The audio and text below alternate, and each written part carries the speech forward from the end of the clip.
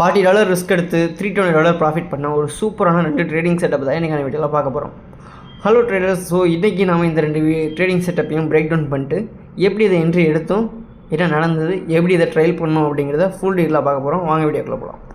Investments in securities market are subject to market risks. Read all the related documents carefully before investing. So இந்த trade setup ரெண்டுமே பார்த்திங்கன்னா இன்றைக்கி மார்க்கெட்டில் எடுத்தது. So இதில் ஃபஸ்ட்டு ட்ரேடிங் பார்த்திங்கன்னா ஃபஸ்ட் ட்ரேட் பார்த்திங்கன்னா லைவ் மார்க்கெட்டில் கொடுத்துருந்தேன். ஓகேங்களா, அதாவது இந்த என்ட்ரி எடுக்கிறதுக்கு முன்னாடியே பார்த்திங்கன்னா ஜோன்ஸ் நான் கொடுத்துருந்தேன். ஓகேங்களா, so as per my analysis பார்த்திங்கன்னா நான் ஒரு ஜோன் கொடுத்துருந்தேன். ஓகேங்களா, ஸோ அந்த ஜோன் பார்த்திங்கன்னா இந்த மாதிரி கொடுத்துருந்தேன். அதாவது 4028 to 43 பார்த்திங்கன்னா ரெசிஸ்டன்ஸாகவும் 4000 to 982 பார்த்திங்கன்னா சப்போர்ட்டாகவும் இருக்குன்னு சொல்லிட்டு. ஸோ ஆஸ் வெல் அஸ் நம்ம கொடுத்த ஜோனில் கரெக்டாக மார்க்கெட் டேப் ஆகிருந்தான். ஓகேங்களா, ஸோ இதை ஒரு ஆல்மோஸ்ட் ஒரு 9:10 ஆல்மோஸ்ட் 9:13 பக்கமாக கொடுத்துருந்தேன். ஓகேங்களா, ஸோ நான் என்ட்ரு ஆனது பார்த்திங்கன்னா ஆல்மோஸ்ட் 9:30 மேலே தான் என்ட்ரி ஆனேன். ஏன்னா எனக்கு கன்ஃபர்மேஷன் தேவைப்பட்டுச்சு. ஏன்னா ஆல்ரெடி அந்த மார்க்கெட்டில் லைவ் மார்க்கெட்டில் நான் கொடுக்கும்போதே அந்த ஜோன் ஆல்ரெடி மார்க்கெட் டேப் பண்ணிட்டான். ஓகேங்களா, ஸோ ஏன்னா நானே மார்க்கெட்டில் லேட்டாக தான் என்ட்ரானேன்.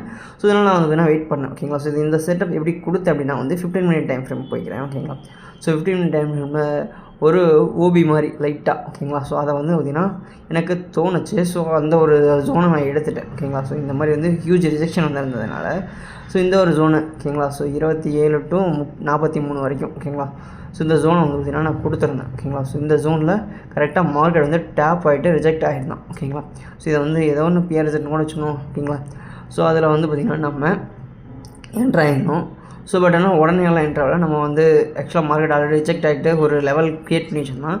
ஸோ அந்த இன்டர்னல் பேசைட் லிக்விடிட்டியை பார்த்திங்கன்னா நான் டார்கெட் பண்ணி ஒரு பிஓஎஸ் நடந்ததுக்கப்புறம் நான் அதோட ஓபியில் என்ட்ரு போட்டிருந்தேன். ஓகேங்களா, ஸோ இந்த பிஓஎஸ் நடந்ததுக்கப்புறம் இதனோட ஓபியில் பார்த்திங்கன்னா என்ட்ரு ஆகிருந்தேன். இந்த ஓபிக்கும் இன்னொரு காரணம் இருக்குது. ஏன்னா அது 1 மினிட்டில் சேம் டைம் பார்த்திங்கன்னா நமக்கு ஒரு எஃப்இஜெடும் கொலாய்ட் ஆகிருந்தது. ஓகேங்களா, ஸோ இந்த ட்ரேட் எனக்கு எப்படி 1:10 மார்ச் அப்படின்னா ஆக்சுவலாக நான் டார்கெட் பண்ணது 1:3.52 அந்த பைசல் லிக்விட் மட்டும் தான் டார்கெட் பண்ணேன். ஓகேங்களா, ஸோ எஸ்எல்ல ட்ரைல் பண்ணிட்டு இருக்கும்போது ஸோ 1:2 நான் already trailing SL TP hit பண்ணோடனே ஃபுல் டிபி ஹிட் பண்ணோடனே நான் ட்ரைலிங் எஸ்எல் போட்டேன். ஸோ இன்கேஸ் அடித்தா ட்ரைலிங் எஸ்எல் அடிக்கிடும். அப்படி இன்கேஸ் அடிக்கலைன்னா நம்ம ட்ரைல் பண்ணி எடுத்துகிட்டு போவாங்கிற மாதிரி எடுத்துருந்தேன். ஸோ கரெக்டாக அந்த பைசல் லிக்விட் ஸ்வீப் பண்ணிட்டு மார்க்கெட் மேலே வந்துட்டு ட்ரைலிங் எஸ்எல்லை டேப் பண்ணியிருக்கணும்.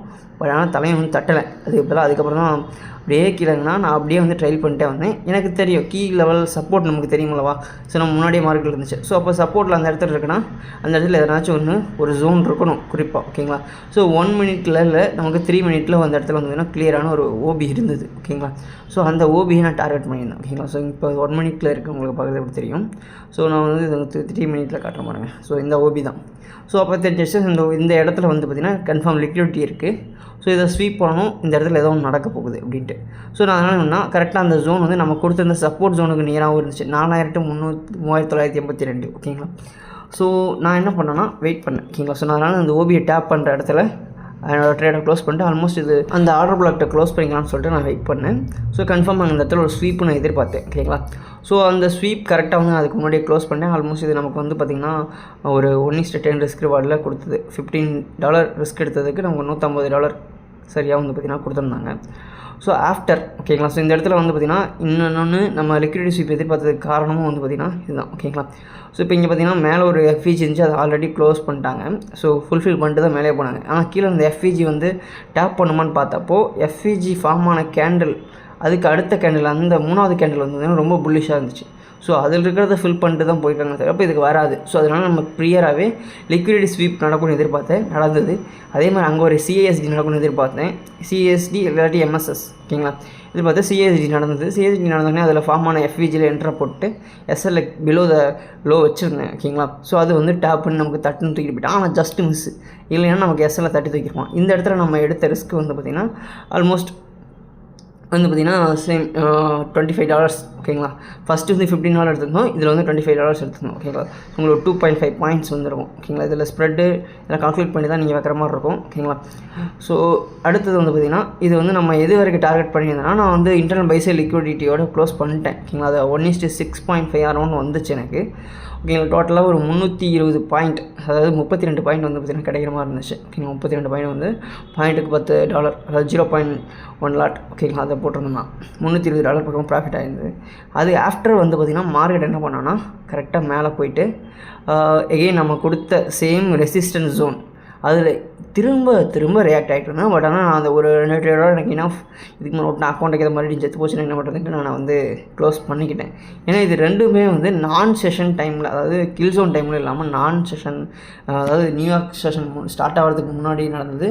அதேமாதிரி ஏஷியன் செஷன் கில் ஜோன் முடிஞ்சதுக்கப்புறம் இந்த 2 ட்ரேட் செட்டுமே எனக்கு கிடச்சி, ரெண்டுமே அதில் நல்லது தான். ஓகேங்களா.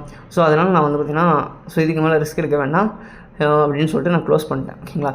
ஸோ இதில் இங்கே தான் வந்து ஒரு ட்விஸ்ட் இருக்குது. என்னென்னா வந்து நம்ம எடுத்து இந்த லிக்விடிட்டி ஸ்வீப்புக்கு வந்து ஒரு விஷயம் பண்ணணும். என்னென்னா நம்ம ஒரு இண்டிகேட்டர் பில்ட் பண்ணி வச்சுருந்தோம். ஓகேங்களா. லிக்விடிட்டி ஸ்வீப் இண்டிகேட்டர்னு சொல்லிட்டு.